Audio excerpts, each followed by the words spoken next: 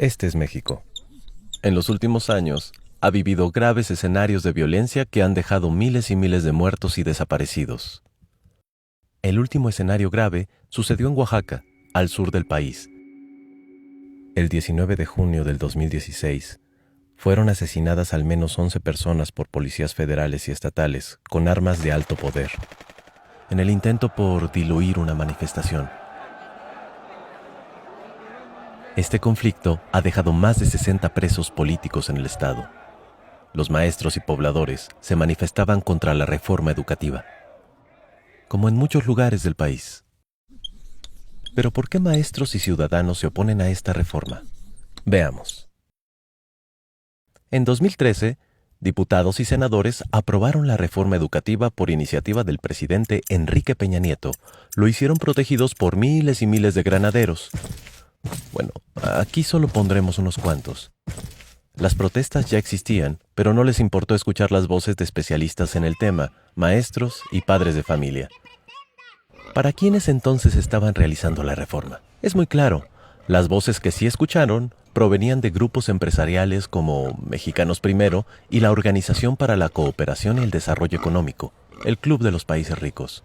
Uno de los pilares de la reforma educativa es la evaluación a los maestros por lo menos cada 4 años. Esta evaluación pretende medir la idoneidad del maestro.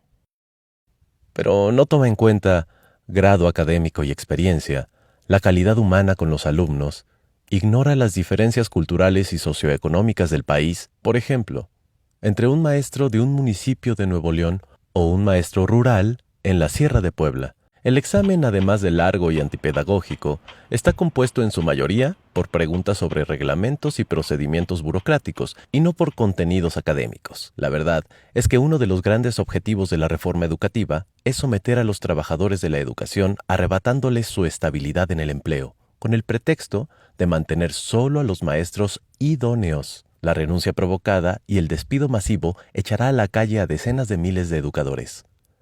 Pero, ¿quién evalúa a los maestros? Enrique Peña Nieto impulsó la reforma educativa. Sí, quien difícilmente se sabe las capitales de los estados, creía que Benito Juárez estaba vivo en 1969 y que no puede citar los 3 libros que marcaron su vida. Este hombre, preocupado por la educación, tiene la facultad de nombrar al Consejo Directivo del Instituto Nacional de Evaluación Educativa. El INE, que evalúa a los maestros, es opaco y propenso a la corrupción. La evaluación que aplicará permitirá controlar y vigilar a los maestros al decidir su permanencia en el empleo. Los nuevos maestros serán despedidos sin responsabilidad para el gobierno, pues la ley deja fuera a tribunales de conciliación y arbitraje. Es decir, nadie podrá defender a los trabajadores de la educación que ya no contarán con los elementos más básicos de protección laboral. ¿A quién pretende controlar la reforma? Pues a maestros como los de Oaxaca, Guerrero, Chiapas, Michoacán, entre otros estados, que han luchado por años para poder elegir democráticamente a sus representantes y mantener su independencia del gobierno. Ellos se organizan en la Coordinadora Nacional de Trabajadores de la Educación, la CENTE, con C, y que por supuesto se oponen a la reforma.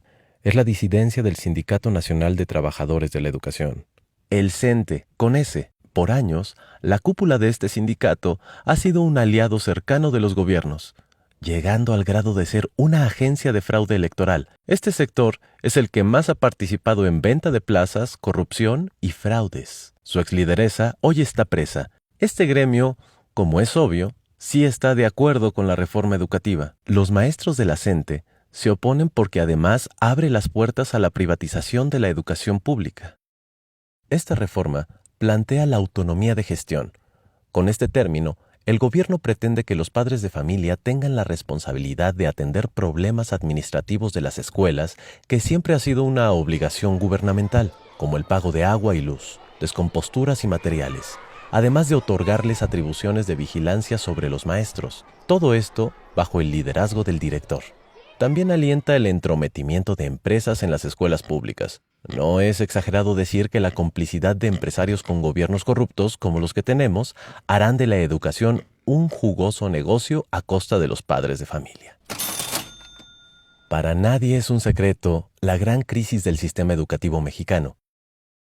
Este sistema está formado por autoridades educativas, infraestructura, maestros, alumnos, programas de estudio y materiales. De todos estos componentes, el gobierno y los medios de comunicación han fabricado a un solo culpable de esta crisis: los maestros.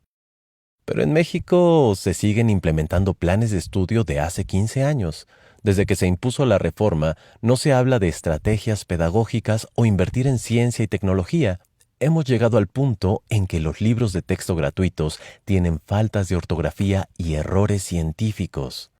Este año se le quitaron 3.660 millones al presupuesto de la Secretaría de Educación Pública. ¿Le interesa al gobierno la educación de los ciudadanos? Los maestros que se han movilizado contra esta reforma no han dejado de ser llamados huevones, vándalos, privilegiados. Los medios de comunicación hacen una campaña de odio. Seamos sinceros. ¿Qué privilegio puede tener una maestra oaxaqueña de primaria que en promedio gana 8,000 pesos mensuales al lado de los verdaderos privilegiados? Muchos mexicanos no tenemos estabilidad laboral, seguridad social, jubilación, vacaciones, ya no se diga aguinaldo. Nos molesta la lucha de los maestros, pero la precariedad laboral no tiene que ser generalizada. En lugar de oponerte a los maestros en lucha, quizás sería buena idea recobrar juntos los derechos que nos han quitado. En conclusión, la reforma educativa es una contrarreforma porque nos regresa al pasado. No es educativa, pues no intenta mejorar la educación. Es una triste ley que lesiona el derecho de los maestros y abre las puertas a la privatización. Por eso digo, yo estoy con los maestros.